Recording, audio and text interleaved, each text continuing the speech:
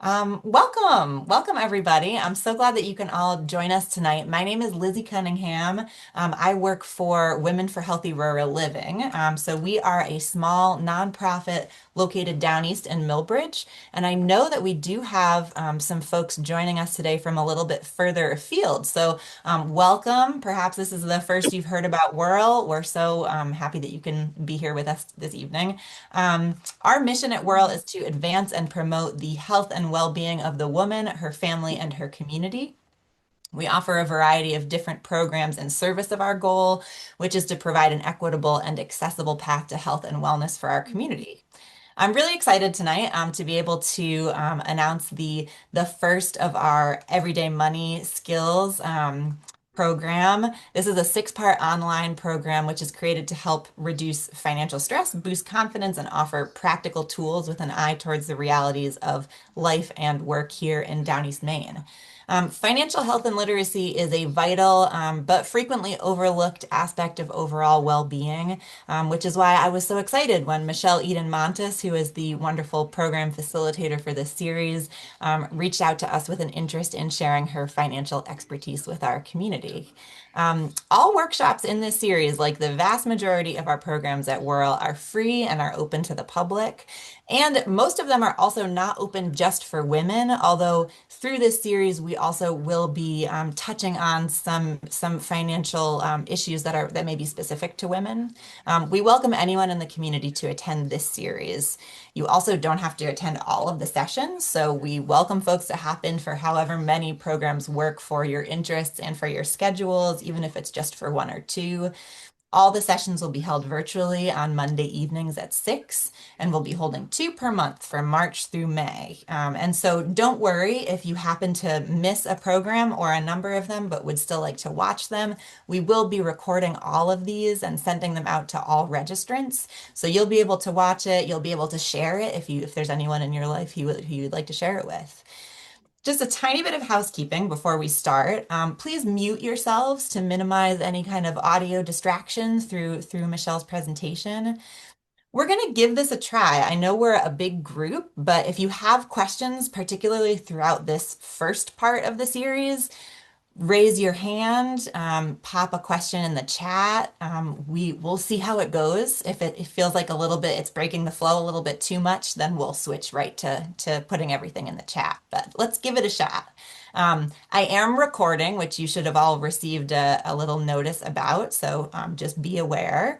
And I think that's pretty much me done with the housekeeping. So welcome everyone and welcome Michelle Eden Montes. I'll pass the mic to you, Michelle. Thank you, Lizzie, and hi, everyone. Thank you so much for being here. My name is Michelle, and I'm really grateful you decided to spend some time talking about money together today. A little bit about me before we start. So, I work in finance professionally, but I have a long personal connection to Down East Maine, specifically Harrington and Millbridge. My family has been coming here since my grandparents' generation, and it's a place that means a lot to me. One of the reasons I wanted to offer this series is because financial education is something most of us were never really taught. People are expected to figure things out, like credit cards, loans, taxes, and retirement, often on their own, and often while juggling things like work, family, and everything else in life. So the goal of the series is simple. It's really to make money feel less mysterious, less stressful, and more manageable. This is not a class about judging spending or telling people what they should have done differently in the past. Life is complicated and money decisions happen in the middle of real life. So instead, this series is really about practical tools and building confidence step by step. Here we go.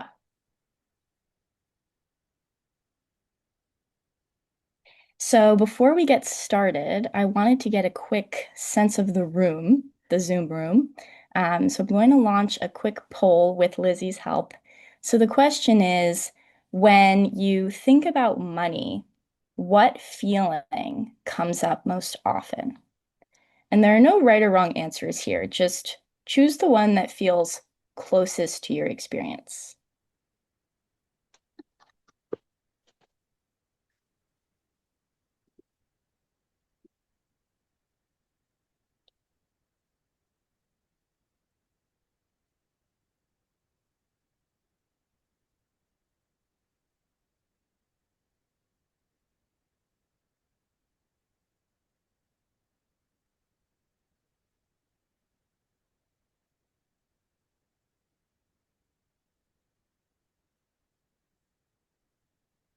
Okay.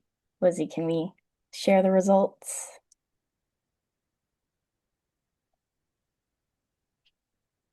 Okay, so I'm seeing stress, frustration, confusion, but also hope. And I hope there is more hope after this series. But I think one thing that often stands out in conversations like these is that a lot of people feel stress around money. So we're seeing that it's really common because money touches almost every part of life, housing, transportation, health. It's not surprising that it can carry a lot of emotional weight. So one thing I hope people take away from tonight is that in those feelings and that many of the challenges people face with money are shared by a lot of others. And so a couple ground rules. First, this is a judgment-free space. Everyone's financial situation is different and everyone's path with money is different. Second, there is no expectation that anyone shares personal numbers or details about their finances. If you want to participate in discussions, that's wonderful. I would love questions, but if you'd rather just listen, that's completely fine. Third, curiosity is much more useful than shame when it comes to money. Most people have made decisions they wish they could redo, and that's part of learning. And then finally, the goal of these sessions is not perfection. The goal is rather practical tools and small steps that make life easier over time. So why did we want to start this series? And why does this series focus specifically on women, though it is open to everyone? So across the country, women tend to face financial challenges because women often earn less on average than men. They take on more caregiving responsibilities, are more likely to have interruptions in their careers because of said family responsibilities. But on the flip side, women tend to live longer. And so that means retirement savings often have to last longer as well. And so when you add those factors together, many women end up managing a lot of financial responsibility while also having fewer financial resources. And so when we think about Down East Maine specifically, there are additional realities that face financial life. Things like seasonal work, longer travel distances, and higher heating costs in the winter. So this series is designed to talk about money in the context of real life in Down East and not just blanket financial advice that assumes that everyone has a steady paycheck or lives near a bank. And so to touch more on Down East, financial advice often assumes a specific kind of life, steady income every 2 weeks, lots of nearby services, and expenses. But in many rural communities, life can look different because people may work seasonal jobs, transportation costs can be higher because distances are longer. And so all of these factors are going to affect how people experience money. So when we talk about financial tools in this series, we're going to keep those realities in mind. And the goal isn't to put everyone into the same financial model, but rather to find tools that work within the reality of what people are experiencing. And so back to the polling questions, I'd love to hear a little bit more about what feels hardest right now. And so with Lizzie's help, would love to launch another poll is which of these feels like the biggest challenge when it comes to money? Just pick the option that feels closest to your experience. So I'm relaunching the poll. This, if you scroll down, this is the second question. So just go right to the second question of the same poll.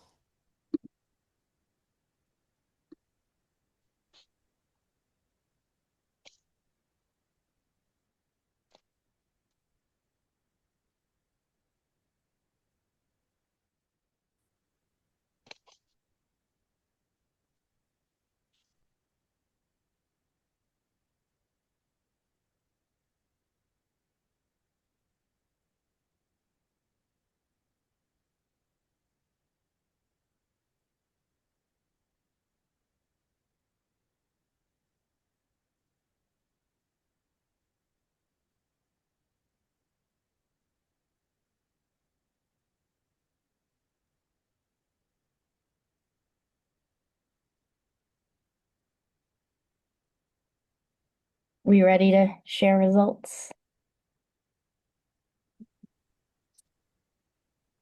Yeah. And once again, you can scroll right down to that. Okay. So I'm seeing unexpected expenses, not knowing where to start, feeling behind, something else. And so over the next 6 sessions, we're going to touch on all of these areas. But tonight, we're starting with something more foundational, and it's really how we think and how we feel about money. And so, one of the biggest money myths, I think, is the idea that people who struggle financially are simply bad with money. And that idea is common. It's also really misleading because in reality, a lot of financial stress comes from structural factors like income levels, rising costs, unexpected expenses, or a lack of access to financial education. A lot of people were never taught how credit works, how interest works, or how to plan around irregular income. So if money has ever felt confusing or overwhelming, that is not a personal failure. In many cases, I think it just means that no one ever explained the system clearly. And so I'm hopeful that this series can bridge some of that gap.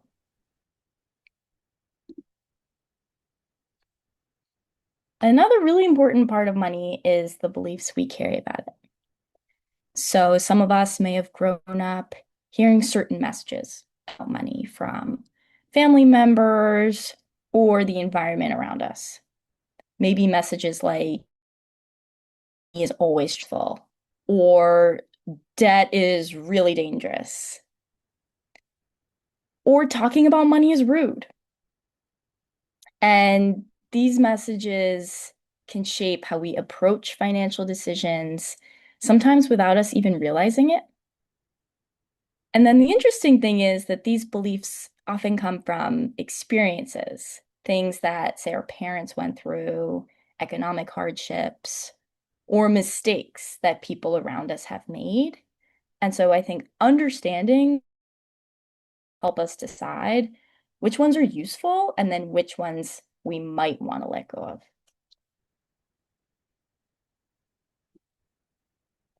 And so this is going to be a private reflection. If you'd like to, please take a couple of quiet minutes, reflect with a piece of paper nearby on your device, and write down your answers to 2 questions. First, what message about money did you hear growing up? And then second, belief has stuck with you the most. And then afterwards, there's no need to share unless you want to. This is just more so a way to notice the stories we carry about money. So we'll take about 3 to 5 minutes.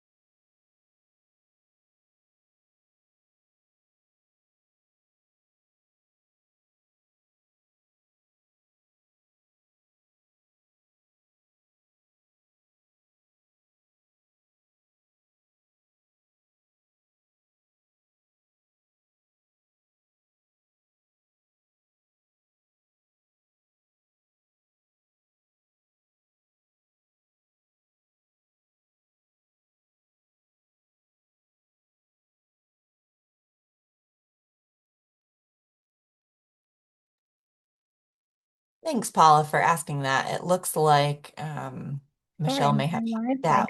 cut out. Oh, there we go. I'm just back. Sorry, did I miss a question? Paula was wondering what the second question was because I think we lost your screen there, Michelle. Yes. And I believe Yes. the second question was what message stuck with you the most from growing up about That's right. money? Let me reshare. I think the rainstorm here has been messing with my Wi-Fi. Mhm. Okay.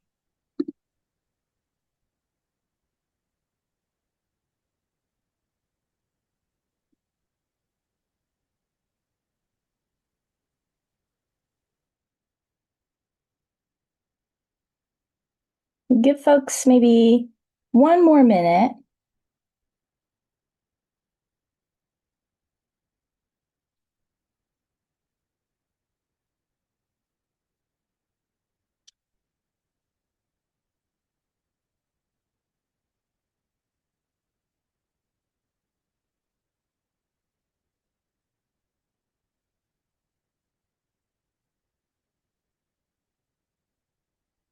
Okay.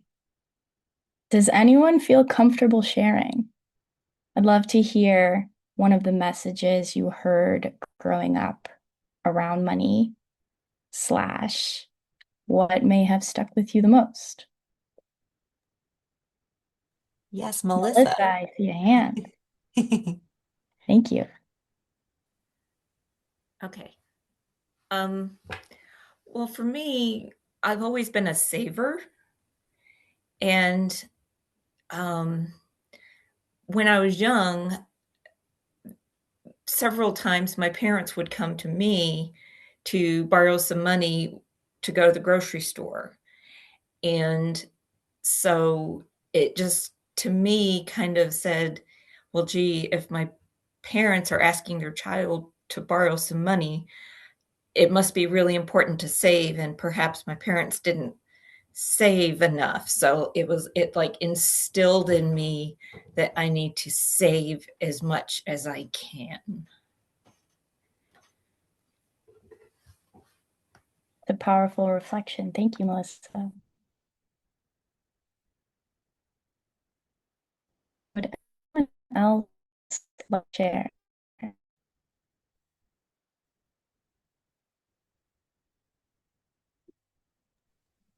Yes, I Oh, see well, I'm Nancy. Nancy. So I just remember I was from a large family. We had six children. And I just remember my father sitting at the kitchen table with monthly bills and talking about the expenses. And I remember that our milk was delivered to our home each day. And there was a little like a little refrigerator built right into the wall of the house so that, and the milkman came and I remember him talking about the milk bill each month and it was $94 at that time. And that was way back, I mean, in the early 60s. So, so I knew it had to be, bills had to be paid on time. I worked, but I didn't save. Like I babysat whenever I could. I did little jobs around people's yards, things like that. But that was my money to take riding lessons. I guess I did save it because I used it for a purpose, but it was for my own expenses. So. Thank you, Nancy. Would anyone else like to share?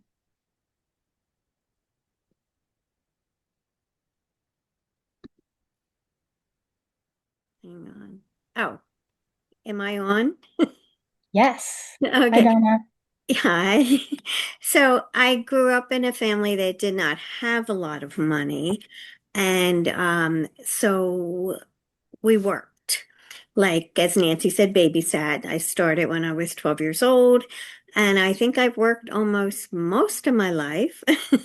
Maybe when my kids were real little, I didn't have a paid job. I did a lot of volunteer work, but it was instilled, you had to work to get money. But I was not a good saver, and that's where I'm struggling now, unfortunately. Um, I'm trying. That's why I would love to learn from this course, how to better save money and manage my money. But yeah, so family life growing up, we were comfortable, but nothing was extravagant, you just live day to day. So anyway, I'm hoping to learn a lot from this course. And I need to get back to the whole group here, and I don't know how to do that. All I see is me. Well, that's what I see too, Donna. Just you? Yes. We're all here. How do I do that? What's that? Oh, Well, thank you, Donna. That's really helpful because that gives me a roadmap of what people are most interested in covering in the course. You know what I would add to when So I'm it's hearing a number of, interesting to notice. Sorry, someone went off mute. Who went off mute? yeah, that was me. Oh, perfect. Something I think that is interesting about what kind of I think all of you have said is maybe not you weren't having explicit money conversations, with your family as children. It was you are a child and you are observing and kind of make coming to your own conclusions, rather than a parent maybe sitting down and saying, this is how you should be, approaching your finances. You're kind of connecting the dots as you can, which I would imagine is a shared experience among a lot of us. And it's tough because if you're not getting it at home, and it's very rare to get it at school, where are you getting it from?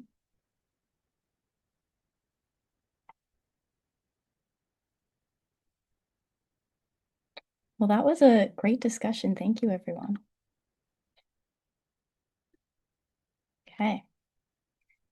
So one big challenge with money that Lizzie just touched on is, on the one hand, it's one of the most important parts of life, but it's rarely talked about openly.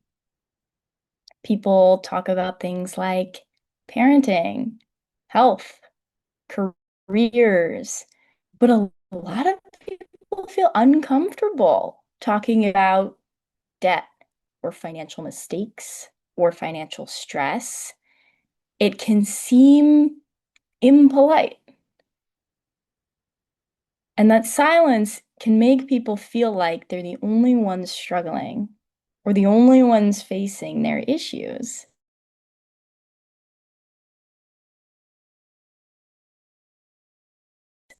Of conversations like this series is that it helps break some of that silence and make people realize that what they're going through is quite similar to what others are experiencing, and that it's through talking and sharing that we learn these practical tools.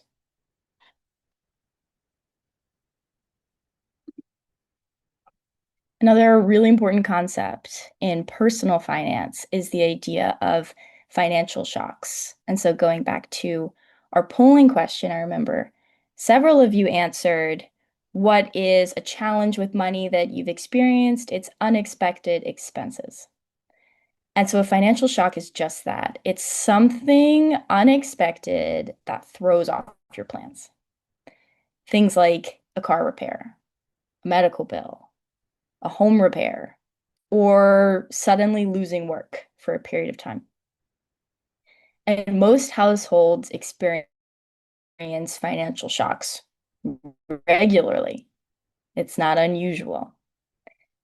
And many financial tools will reducing the impact of those shocks when they happen by being prepared for them. So this will be our last polling question for today's series. I'm curious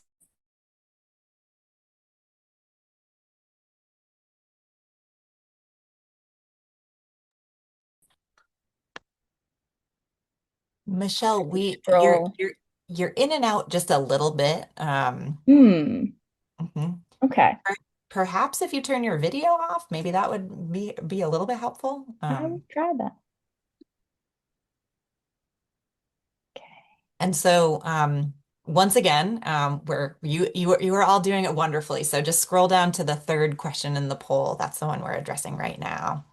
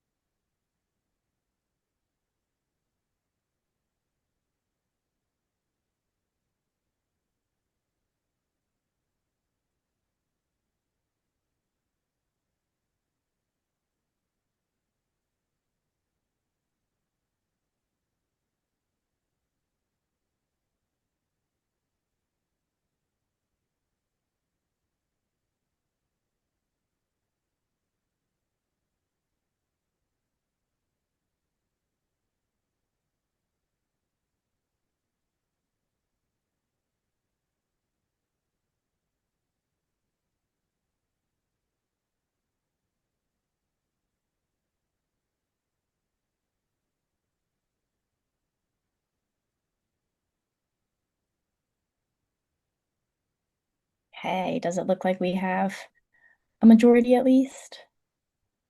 Yes, I think we do now. Okay, let me scroll down. Okay, I'm seeing things really all over the map.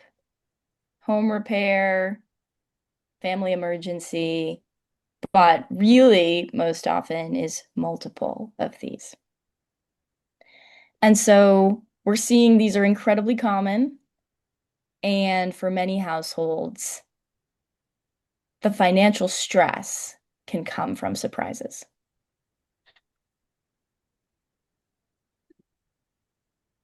Now, one thing I really hope we're able to do in this series is to reframe how we think about money, because it's something that comes into play every day. And so hopefully, instead of seeing it mostly as stressful, frustrating, we can also see it as an opportunity and as a tool. Because yes, money is stressful, but it can also help provide security, flexibility, and most importantly, options. And like any tool, financial skills can be earned and improved over time. I think a lot of people think, oh, I'm bad with money, or I don't know anything. Where do I even start? And while certain aspects of the financial system are genuinely confusing, and that is honestly on purpose, there are a lot of tools that are very learnable. And I'm hopeful that we can accomplish all this together throughout the series.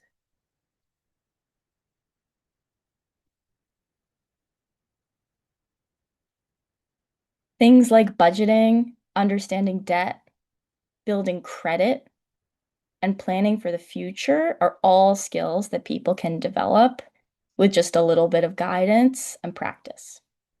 And that's really what the rest of this series will focus on. It's learning practical tools that make financial life feel clearer and more manageable.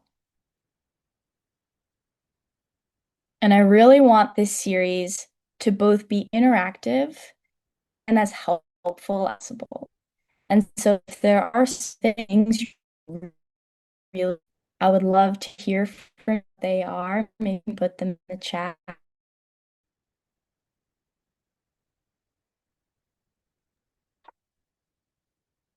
And you cut out just a touch at the end there, Michelle. You're looking for Okay. things that people are particularly interested in this series? Putting them in the chat. Yeah, it's things that people are really hoping to cover and learn in this series. Because my hope is that I can tailor it to the group. So maybe you can put those responses in the chat. I can't see the chat myself since I'm sharing screen, but if anyone puts things, Lizzie can shout them out. I will keep moving in the meantime.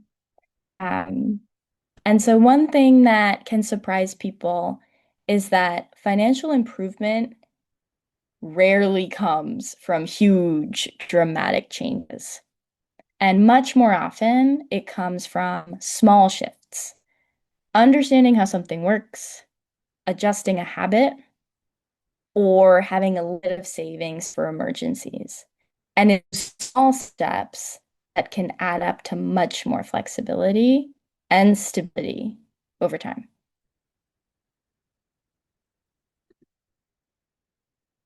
Okay, pull up. Okay, learning more on finding finance resources and basic investing. Perfect. So we're gonna have a whole session on investing, retirement planning, and then financial resources in terms of credit unions, taxes. Okay, I'm seeing Lori said tracking spending. Wonderful. We're going to have a session on budgeting. I think budgeting is so powerful because knowing where your money is going is half the battle. Okay, Eleanor is saying effective short-term and long-term budgeting, balance between spending and saving, basic investing. Okay, so quite a number of topics, all of which we will cover in our upcoming sessions. So this is so helpful for me to make sure that I'm really, really covering all of the things that people are hoping to learn more about. Okay. So one thing I like to think about is I'll call it an options framework. And when people have more financial stability, they often have more choices. They have more flexibility when something unexpected happens, and then a better ability to plan ahead. And so to me, the goal of financial planning is not perfection. The goal is gradually increasing the number of options available to you. And Michelle, we've had another comment in the chat from Melissa. Melissa is, she's agreeing with the investing questions. She also wants to learn about irregular income so that she's better equipped to help others in a situation different than hers, excuse me. Perfect. That's a great response and comes into play of watching, but then also the realities of life in Down East. So we're going to touch on that in actually a couple sessions, multiple. Thank you, Lizzie. All right.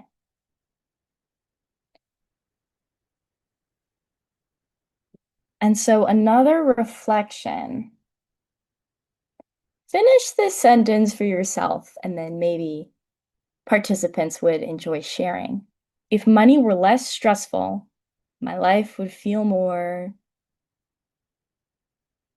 calm, stable. What words are coming to people's minds?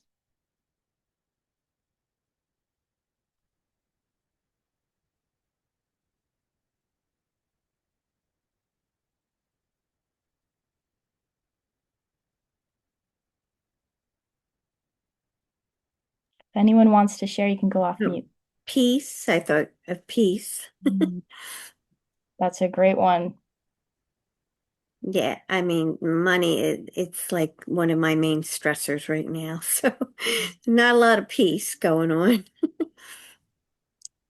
Yeah, money affects everything. Hmm. We've also had Lori share self-directed in the chat. I love that. Another goal of this series is to feel more independent and to feel like you have the tools to manage your finances. So I hope that it's empowering and that it's like, no, I can do this.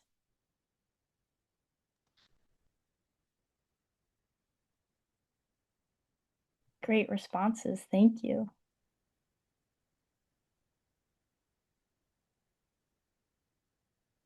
Does anyone else want to share?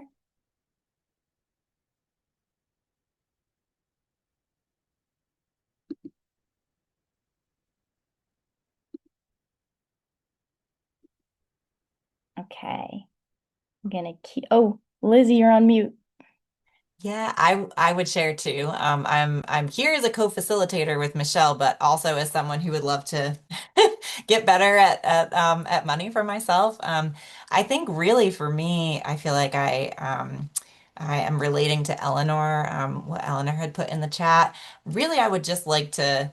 I'm really trying this year to get like a regular budget kind of habit in my schedule, kind of just integrating some regularity of money talks. So, it just feels like getting your oil changed. These are just things you do.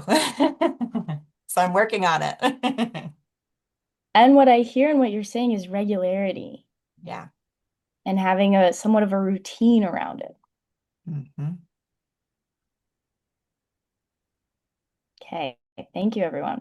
That was great.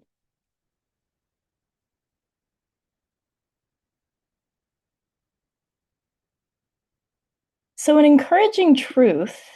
Oh, actually, let's go back. I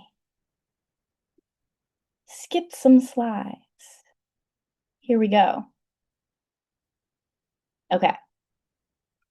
So a bit of a series roadmap. We have 5 more sessions after this one. And as Lizzie said at the start, I would love for you to come to all 6.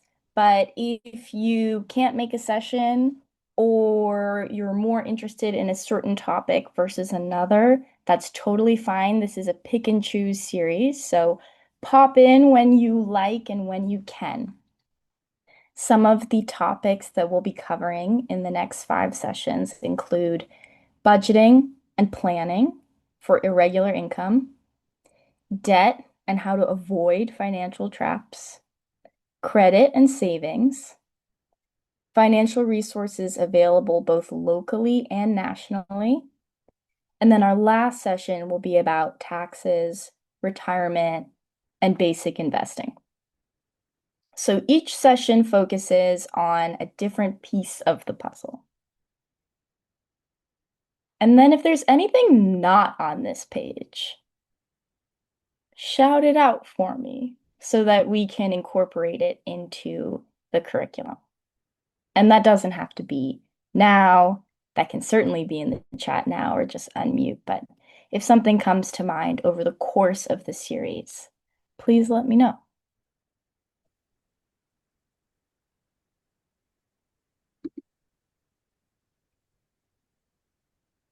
So as we get to the end of the slides, I want you to write down one thing you hope to improve about your financial life. It could be something like understanding credit better, reducing stress around bills,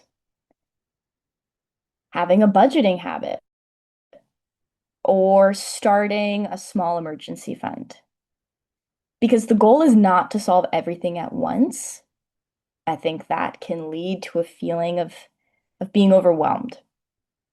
And so rather, I'd like for you to identify one direction you'd like to move in.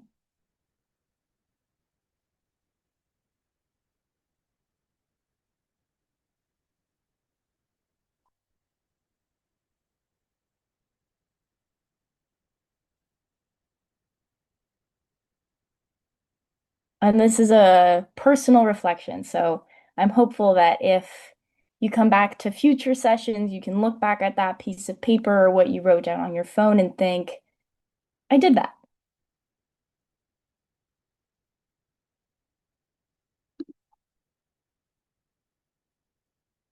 And I want to leave you with an encouraging thought because finance can feel like a chore to some.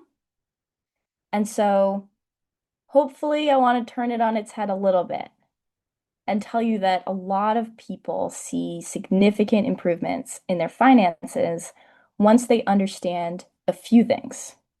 One, how cash flow works, how debt works. That's going to be a big topic for us. and then how to avoid some common financial traps. And so financial knowledge really doesn't have to be complicated. It certainly feels complicated a lot of times, but these are all manageable things that we're going to learn throughout the series. Okay. So that's the end of the formal slides, and we certainly don't have to go until 7:30 if people want the time back. But I thought we could end on two things. First, just have an open discussion here on Zoom, thinking about these three questions on the slides. First, what made you interested in this series? People certainly touched on this already, but would love to hear additional thoughts. What money topics feel most confusing? And then what are you hoping to learn? And then once we do this, we'll move into a Q&A session if anyone has questions.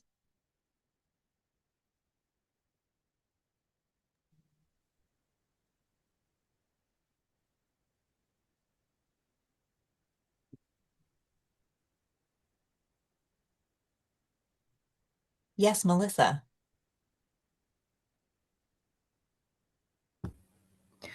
Um, one of the things that I'm hoping for is that with what I learn, that I can be more confident that the decisions I'm making are the right financial decisions. Because I'm one of these people, no matter what it is, if I'm buying a new whatever, or I want to make a new recipe or whatever, it's like the research kills me because I have to research everything. I have to, because I want to make sure I get the best thing for me, not necessarily the most expensive or whatever, but it's like I just get so involved. So especially as we get on to like investing and things, um, learning enough so that, like I told my kids going to college, there's not one right answer. There's a lot of good colleges, not going to any one of those isn't a bad thing. It's just a matter of what do you think is going to be best for you. And I'm hoping I can kind of get to that place in my financial decision making, especially regarding investing.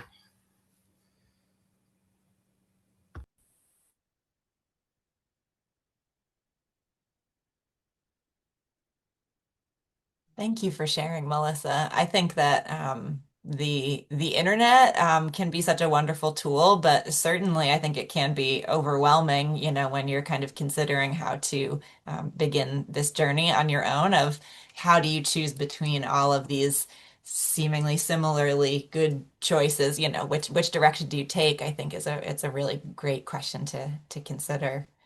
We've also had another comment from Linda in the chat, getting different perspectives or ideas on how to improve life choices. Mm. Those were both great answers. I'm hearing one sort of breaking down the information overload and knowing enough to feel confident in what you're doing, but then also not getting caught up in, oh, but I could do this, I could do that. And I think investing is a part where that really comes into play because there are so many things one could invest in. A lot of them are good, a lot of them are bad. And so, how do you navigate that huge sea? So, that's going to be something we touch on. And then I really like the other answer as well in terms of, learning from one another. I am often really frustrated around how people approach money in that it's something you don't talk about for XYZ reason. But I think it's exactly by talking about it that we all learn from each other's experiences and then learn practical tools together that can hopefully, push us all forward.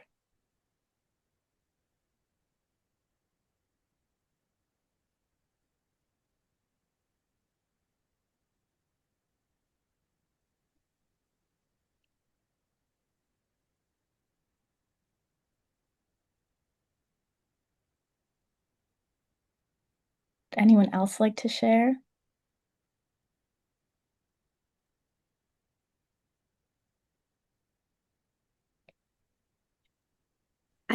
I really want to eradicate my credit card debt.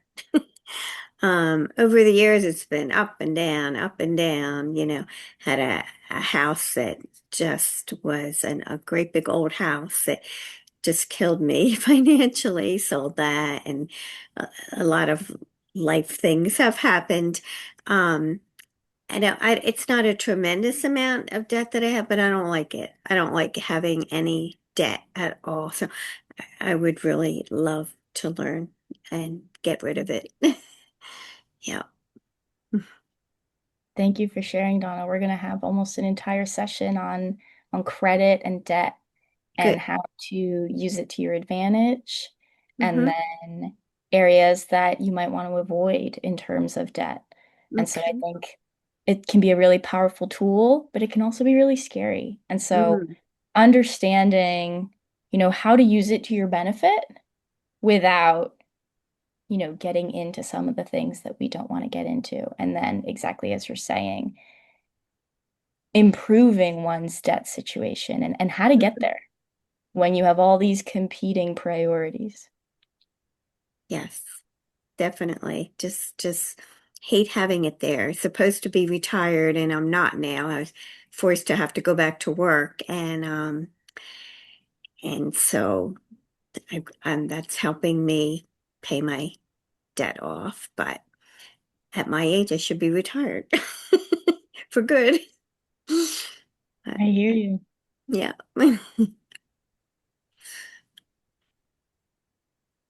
We've also had Linda comment in the chat. I found that talking about money, people judge if you have or don't have money. That can be real. Absolutely. I see that in my life all the time, where if you've made a money mistake, you may not want to share it because you don't want to admit to a mistake. And then on the flip side, if you feel you're in a good financial situation, that can feel like bragging.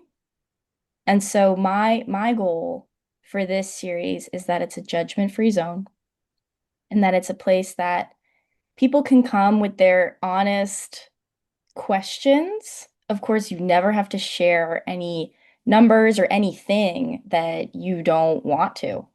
But I am also hopeful that it can be a place where we learn from one another and we withhold judgment about anything that we talk about, because ultimately it's by sharing that we learn and that we move forward.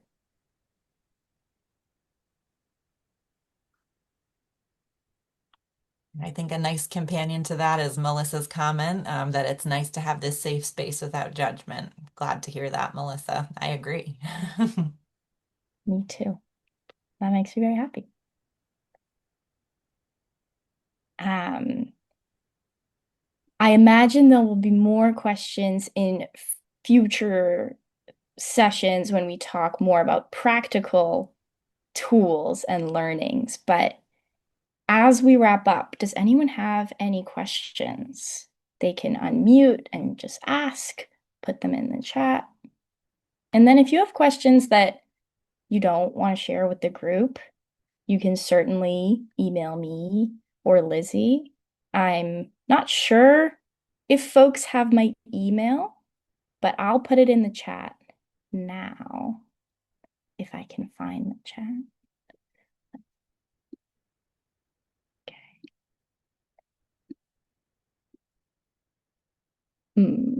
How do I find the chat with this sharing screen? Well, actually, Lizzie knows my email, so maybe Lizzie can put it in the chat. Why don't we do it like this, Michelle? I'll share your email out. We'll have a follow-up email to this program where I'll also send the recording as well. And in that email, you can email me directly, or I'll put Michelle's email in there. You could email her directly too. That's very nice, Michelle. Perfect. Oh, and then I also see Melissa has added when focusing on money for women, there may be a certain amount of math anxiety that girls may have learned from an early age that can cause real anxiety when dealing with money. Whew, that one hits. As a girl who works in finance, I am often surrounded by mostly men. And so I very much hear you on feeling like the world doesn't see you as someone who has the financial chops. There is not going to be math involved in this course. And so I want to one preface by saying there won't be anything like truly complicated, but at the same time, you could argue budgeting is math. But it's all math that's very learnable, doable, and so I absolutely hear that comment. But everyone's very capable of it.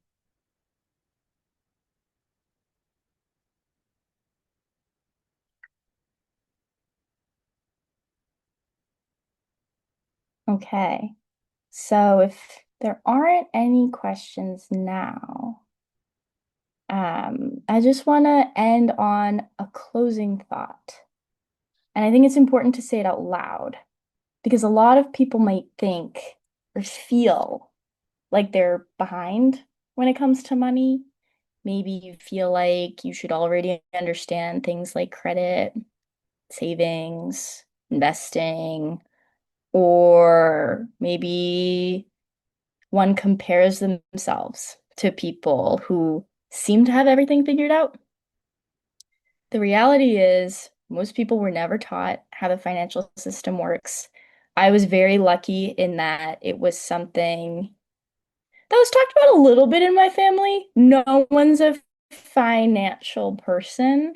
And so I just always really liked it. And so I did a ton of research on my own. But, and then now I work in finance and I studied economics. But it's something that you have to seek out. Schools rarely teach it. And then the system itself can feel complicated. So if any part of money has ever felt overwhelming, have access to the information yet. So the important part is learning, even if financial tools can make a real difference over time. Things like understanding something new, making a plan, asking a question, that can create more stability and more options. And to me, that's really the goal of this class. It's to create more options. And that's what this series is about. It's about building knowledge, building confidence, and making money feel a little less stressful and a little more manageable. So, thank you again for being here tonight. I really appreciate your time and your openness. And I'm looking forward to continuing the conversation in the next session and those after that. Thank you all so much for coming, and thank you, Michelle, for your time. Thank you all. Thank you. All right, everyone. Have a wonderful evening. Wherever you are, I hope you stay dry. If you're in Maine, woo, it's a wet one tonight. And hopefully we'll see you at our next session. Thank you so much. Take care. Bye-bye. Thank you, everyone.